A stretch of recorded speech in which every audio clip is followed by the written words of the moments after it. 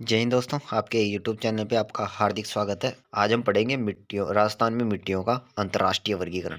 अब अंतर्राष्ट्रीय वर्गीकरण फैक्ट है ना, तो अंतर्राष्ट्रीय वर्गीकरण 5 भागों में मिट्टियों को बांटा गया है अंतर्राष्ट्रीय स्तर पर। तो आपको ध्यान रखना है कि 5 वर्गीकरण जो जो मिट्टियों के नाम है वो 5 कौन कौन से हैं और उनके क्षेत्र और उनके जिले आपको ध्यान रखना है। पहली मिट्टी है एरिडोसोल्स और ये सूक्ष्म मिट्टी है, ठीक है। और जिले पूछ ले तो सिक्कर, चूरू, झुंझुनू, जोधपुर, नागौर, पाली और जालौर, ठीक है। और पश्चिमी राजस्थान की ये प्रधान मिट्टी है और इसमें लवणीय अधिक मात्रा में है और अम्लीय मिट्टी है ये, ठीक है। इंपॉर्टेंट क्वेश्चन रहेगा। और ये पश्चिमी राजस्थान की प्रधान मिट्टी है, ये भी आपको ध्यान रखना है, पश्चिमी राजस्थान की प्रधान मिट्टी।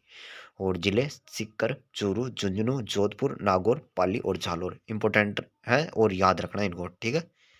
नेक्स्ट चलते हैं एंटीसोल्स मृदा। तो ये शुष्क और अर्ध शुष्क मिट्टी भी बोलते हैं इसको। और ये नव विकसित मिट्टी पश्चिमी राजस्थान के लगभग सभी जिलों में सर्वाधिक मात्रा में पाई जाने वाली मिट्टी है ये, ठीक है। पश्चिमी राजस्थान के लगभग सभी जिलों में, पश्चिम में मतलब जो रेगिस्तानी इलाका है ना अपने पश्चिमी राजस्थान में, उसमें ये सर्वाधिक देखने को मिलती है ना। और ये पश्चिमी राजस्थान की प्रधान मिट्टी है, ये भी ध्यान रखना आपको। प्रधान मिट्टी पूछे तो एरिडोसोल्स आएगा। और अगर पश्चिमी राजस्थान की, अगर सभी जिलों में पूछे कि पश्चिमी राजस्थान में लगभग सभी जिलों में जो रेगिस्तानी इलाकों में पाई जाती है तो वो एंटीसोल्स मृदा है, ठीक है। नेक्स्ट चलते हैं, अगली तीसरी है इंसेप्टिसोल्स। और इंसेप्टिसोल की बात करें तो ये सिरोही, पाली, राजसमंद, उदयपुर, भीलवाड़ा और चित्तौड़गढ़ में पाई जाती है, ठीक है। इंपॉर्टेंट क्वेश्चन रहेगा ये। तो ये जिले भी आपको ध्यान रखना है, इंसेप्टिसोल्स के आंध्र मिट्टी भी बोलते हैं इसको, ठीक है। चौथी है एल्पिसोल्स, उप आंध्र या आंध्र जलवायु, और इसको जलोढ़ मिट्टी भी बोलते हैं। मतलब कुल मिला के ये चंबल नदी का जो बहाव क्षेत्र है ना, उसमें ये देखने को मिलती है। जिसमें कौन कौन से जिले आते हैं तो जयपुर, दौसा, अलवर, भरतपुर, सवाई माधोपुर, करौली और धौलपुर। मतलब पूर्वी जो मैदानी क्षेत्र है ना वो इसमें आ जाता है, ठीक है। और उपजाऊपन की बात करें तो ये सर्वाधिक राजस्थान में उपजाऊ वाली मिट्टी है ये जलोढ़ मिट्टी, ठीक है। इसको एल्पिसोल्स भी बोलते हैं अंतर्राष्ट्रीय स्तर पर, ठीक है। पांचवी है वर्टिसोल्स। तो ये अत्यांद्र मिट्टी है और ये लगभग दक्षिण पूर्वी राजस्थान में पाई जाती है, जिसमें हाड़ौती का पठार, और हाड़ौती के पठार में कौन कौन से जिले आ जाते हैं, कोटा, बूंदी, बारा और झालावाड़, ठीक है। तो ये पांचों वर्गीकरण आपको ध्यान रखना है, अंतर्राष्ट्रीय वर्गीकरण, ठीक है। तो अब चलते हैं अपने कृषि विभाग का वर्गीकरण, ठीक है। अब कृषि विभाग का वर्गीकरण देख लेते हैं, ठीक है। कृषि विभाग द्वारा राजस्थान की मिट्टियों को कितने भागों में, 14 भागों में वर्गीकरण किया गया है, ठीक है। ये भी आपको ध्यान रखना है, वो अंतर्राष्ट्रीय वर्गीकरण है और ये कृषि विभाग के द्वारा वर्गीकरण किया गया है। अब पहला इसमें साइरोजम। अब साइरोजम पूछ ले कि ये मिट्टी कहाँ पाई जाती है तो ये गंगानगर में पाई जाती है, इंपॉर्टेंट रहेगा ये भी। अब दूसरी है रेवेरिना। तो रेवेरिना कहाँ पाई जाती है तो ये गंगानगर में, ठीक है। तीसरी है जिप्सीफेरस। तो ये जिप्सीफेरस बीकानेर में, ये क्वेश्चन आया था अभी वन रक्षक में कि जिप्सीफेरस मृदा कहाँ पाई जाती है तो ये बीकानेर में पाई जाती है, ठीक है। इंपॉर्टेंट क्वेश्चन रहेगा। नेक्स्ट चलते हैं, चौथी मिट्टी है मरुस्थलीय मिट्टी। तो ये गंगानगर, चूरू, झुंझुनू, बीकानेर, जैसलमेर, नागौर, बाड़मेर और जोधपुर। मतलब कुल मिला के रेगिस्तानी इलाका, इसमें रेगिस्तानी इलाका आ जाता है, ठीक है। पांचवी है ग्रे ब्राउन जलोढ़ मिट्टी। तो ये झालोर, पाली, नागौर, अजमेर और सिरोही में पाई जाती है। पूछ ले कि ग्रे ब्राउन जलोढ़ मिट्टी कहाँ पाई जाती है तो ये झालोर, पाली, नागौर, अजमेर और सिरोही में, ठीक है। छठी है नॉन कैल्शियल ब्राउन मिट्टी। तो ये जयपुर, सीकर, झुंझुनू और नागौर में पाई जाती है, ठीक है। क्वेश्चन आ जाए कि नॉन कैल्शियस ब्राउन मिट्टी कहाँ पाई जाती है तो जयपुर, सीकर, झुंझुनू और नागौर में, ठीक है। इंपॉर्टेंट क्वेश्चन रहेगा। और सातवीं है नवीन जलोढ़ मिट्टी, जिसमें अलवर, सवाई माधोपुर, भरतपुर, जयपुर, ये क्वेश्चन इंपॉर्टेंट रहेगा और ये मैदानी क्षेत्र है, ठीक है। नवीन जलोढ़ मिट्टी। नेक्स्ट चलते हैं पीलीभूरी मिट्टी। आठवीं है पीलीभूरी मिट्टी, जो जयपुर, टोंक, सवाई माधोपुर, भीलवाड़ा, चित्तौड़ और उदयपुर, पीलीभूरी मिट्टी यहाँ पे पाई जाती है, ठीक है। नेक्स्ट चलते हैं,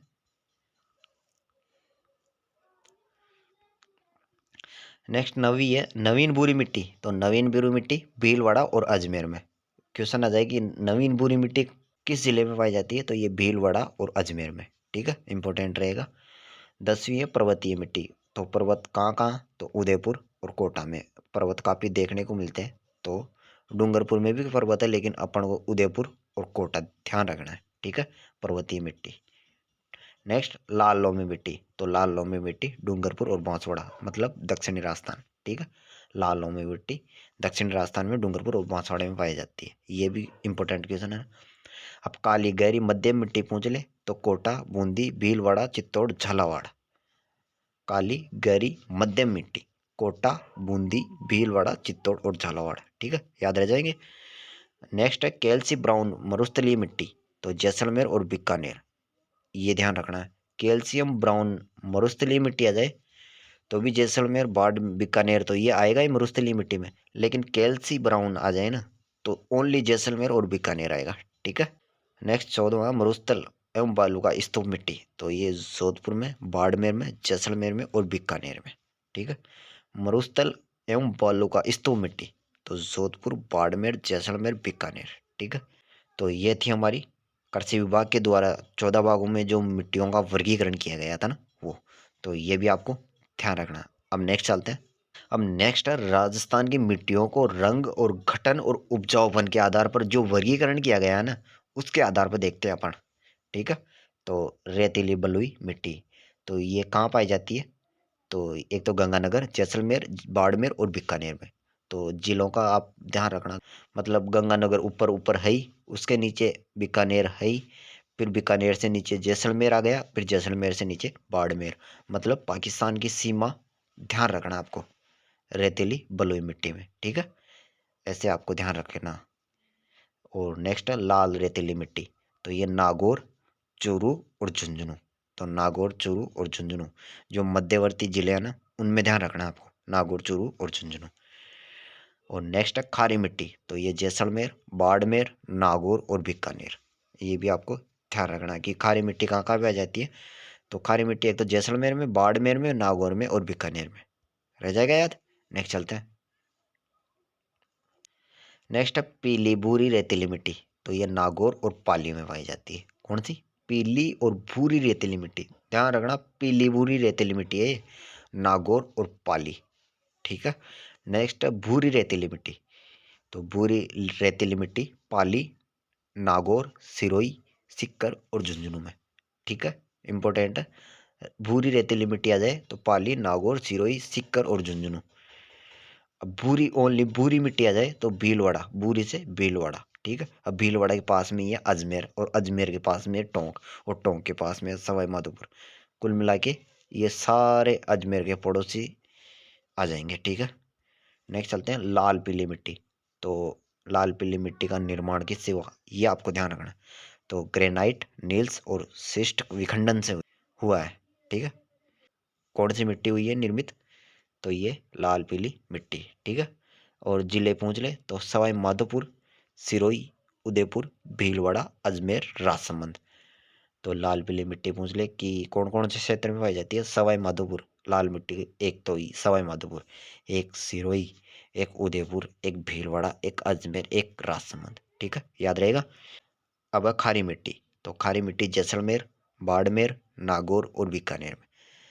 जैसलमेर, बाड़मेर, नागौर और बीकानेर में, ठीक है, इंपॉर्टेंट है। नेक्स्ट चलते हैं। मध्यम काली मिट्टी, तो मध्यम काली मिट्टी कहाँ पाई जाती है, तो ये दक्षिण पूर्वी जिले हैं जिसमें हाड़ौती का क्षेत्र आ जाता है, और हाड़ौती में कोटा, बूंदी, बारा और झालावाड़, ठीक है।